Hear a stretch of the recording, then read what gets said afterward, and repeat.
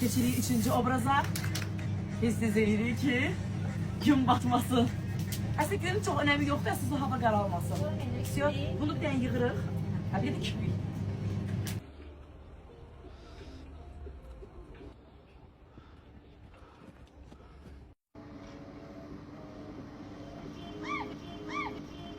Da olur.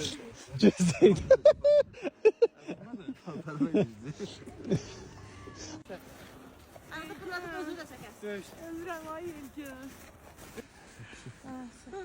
Git düş. Tut bunu Elcun. Tut bunu.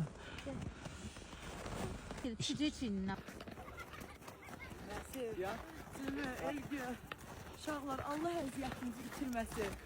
Allah sizi xoşbəxt eləsin. Məslin özünü tutan lazımdır. Məsl kimi tutub bilinmir də yəni.